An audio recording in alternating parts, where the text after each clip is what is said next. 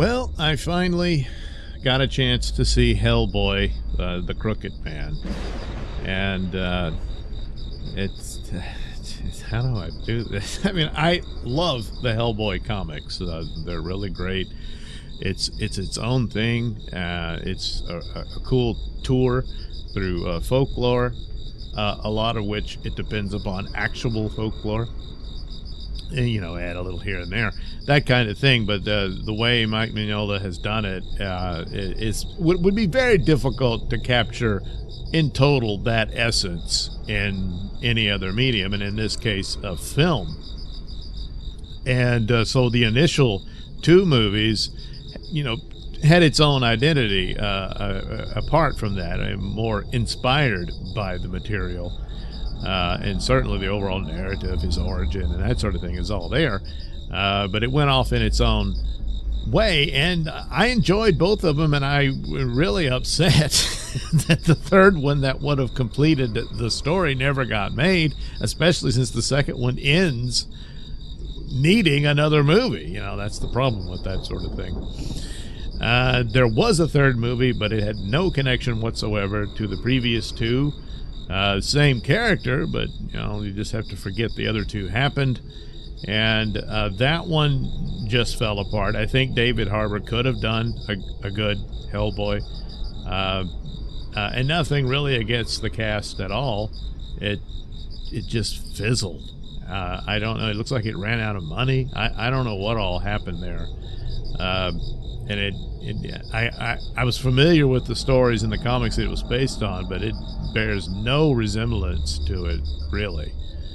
Certainly not in tone and everything. It was just it was a total failure. So word came along that they would try again on a much smaller budget, and that's true, but I wasn't all that upset about that. I think you can pull this off with less money and whatnot, especially with horror-related materials. The first three films, have more in common with action, adventure type stuff, which is certainly a strong element of Hellboy. But the horror stuff is also there, and there's the mood and atmospherics of the comics you would think could translate in the cinematic means by, you know, framing, shadows, stuff like that, and just sort of the creepiness that a lot of horror movies can have.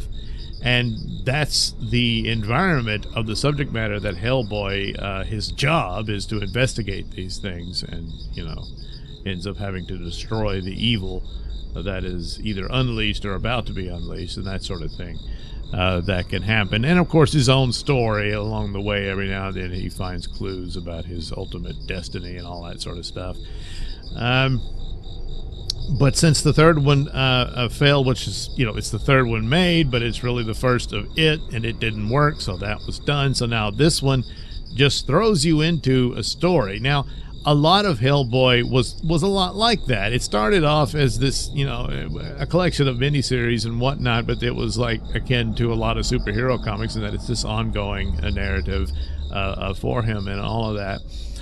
Since then, and really his story has finished, so now they're going into his past and everything, and that's kind of what they did here, where it's in the late 50s, I believe, and thereabouts. I'm already forgetting. But it is kind of like you could have these short stories, and there were a lot of short stories of Hellboy, and just whatever he was investigating was the main focus of the story, and that sort of thing. And that can work, but the presentation here just stumbles around, and I appreciate the approach. It does come across as kind of even a really old horror movie in the way it unfolds, all the way to the font and stuff of the title and all of that. Yeah, but it does give you an introduction, but even though it depends on, you know, the character or you know the previous movies, and odds are people seeing it would, but what if they didn't? You don't do enough here. It's just all of a sudden there's this guy, he's, you know, with his shaved horns and and everybody else is normal. Well, human anyway.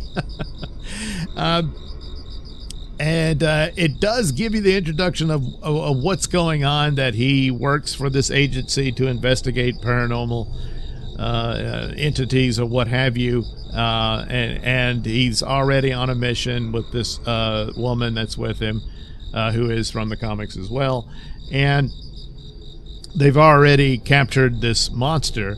And then, it gets loose and all hell breaks loose. And they just sort of stumble into the movie. They're chasing the monster and they stumble upon this hidden, well, not town really, but a bunch of homes in the woods, and discover the legend of the Crooked Man through this, and the people that are suffering under this guy, and they get the backstory of people and all that. But it's just, wouldn't it have been better that they were just assigned to this?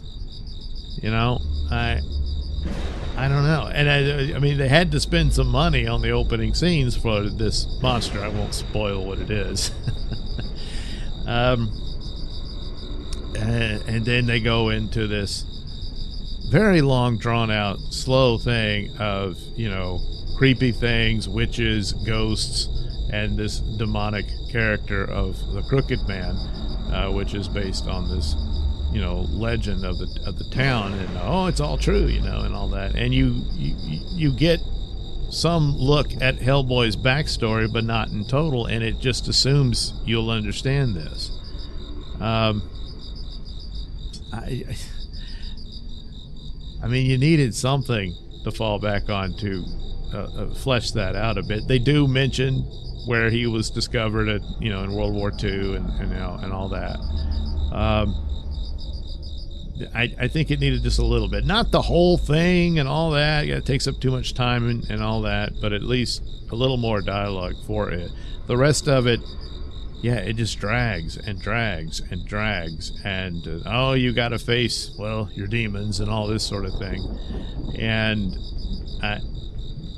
it's a short movie, but it felt longer for what, you know, they were going through and all that. And the guy playing him, I'm forgetting his name, which I apologize, but he's all right. But he doesn't get to do a whole lot. And, you know, and there's not enough there. A couple of lines, that is similar to the character that the other two did play. You know, he's sort of this Joe Sixpack type guy, thrown into this, and but it's barely there, and it's lacking in the charm of the first two movies that Perlman was able to capitalize on. And it worked out. Again, I think Harvard could have done that, but in comparison, in some ways, this is better than the third film. But it's just a shame. A more tighter, solid, more cohesive approach to the narrative, I think, could have functioned a lot better. And this is probably it for Hellboy. Maybe they could get an animated series type thing going, and keep it within the spooky nature of the Hellboy stories, whereas Hellboy himself is, any comic relief you get in those is his attitude towards it all, even though sometimes that's to his detriment when he's not taking the threat seriously enough and that sort of thing. But here, I just felt sorry for it, you know, because I really do like the Hellboy stories, and I do appreciate some of the efforts put in here. I just don't think it came together.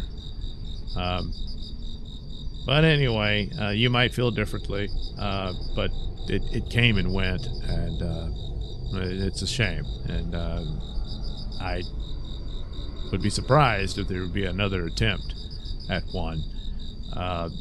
It would still be the same formula of cheap horror movie templates. Then just the Hellboy's the guy who investigates it, something of that nature. But it needs a lot more to it, framing and narrative bolstering to really seal the deal. And I don't think it achieved that here. And that's just sad. I'm not mad at it or anything, but you know, I was hoping for a good Hellboy movie, and I guess the first two is it, and that's probably it for quite a while.